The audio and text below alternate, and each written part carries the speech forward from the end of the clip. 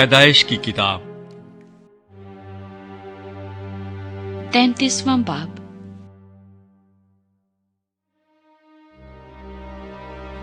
याकूब की एसाव से मुलाकात।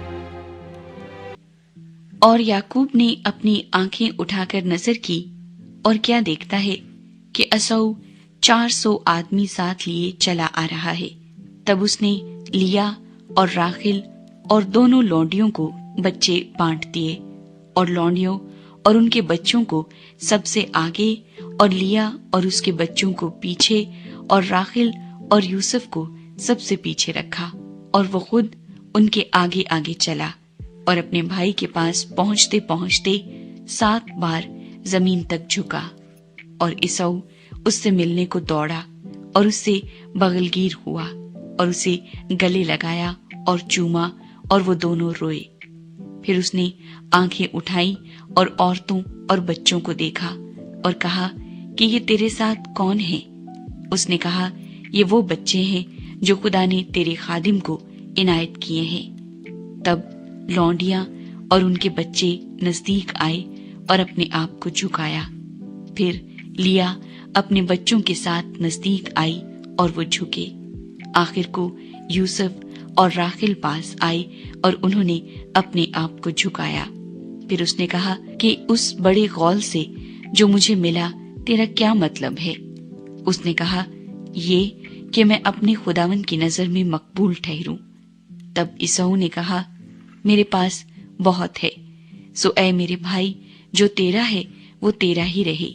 याकूब ने कहा, नहीं, अगर मुझ पर तेरे करम की नजर हुई है तो मेरा नजराना मेरे हाथ से कबूल कर, क्योंकि मैंने तो तेरा मुंह ऐसा देखा जैसा कोई खुदा का मुंह देखता है, और तू मुझसे राजी हुआ। सो मेरा नजराना जो तेरे हजूर पेश हुआ उसे कबूल कर ले, क्योंकि खुदा ने मुझ पर बड़ा फजल किया है और मेरे पास सब कुछ है। गर्ज उसने उसे मजबूर किया, तब उसने उसे ले लिया। और उसने कहा कि अब हम कूच करें और चल पड़े, और मैं तेरे आगे आगे हो लूंगा। उसने उसे जवाब दिया, मेरा खुदावंद जानता है कि मेरे साथ नाजुक बच्चे और दूध पिलाने वाली भेड़ बकरियां और गायें हैं। अगर उनको एक दिन भी हद से ज्यादा हंकाएं तो सब भेड़ बकरियां मर जाएंगी। सो मेरा खुदावंद अपने खादिम से पेशतर रवाना हो जाए, और मैं चौपाइयों और बच्चों की रफ्तार के मुताबिक आहिस्ता आहिस्ता चलता हुआ अपने खुदावंद के पास शईर में आ जाऊंगा। तब एसाव ने कहा कि मर्जी हो तो मैं जो लोग मेरे हमरा हैं उनमें से थोड़े तेरे साथ छोड़ता जाऊं। उसने कहा, इसकी क्या जरूरत है, मेरे खुदावंद की नजरे करम मेरे लिए काफी है।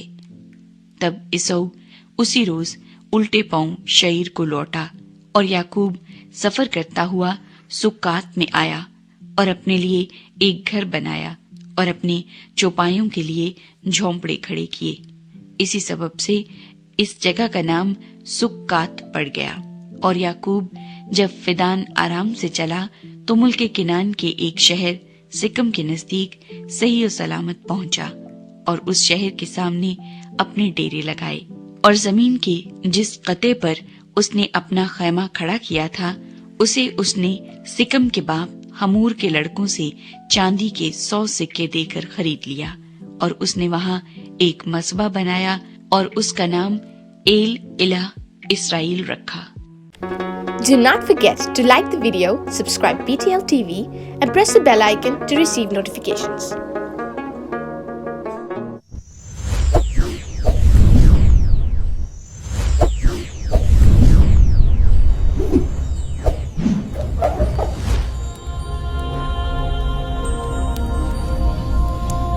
Jesus is the light of the world.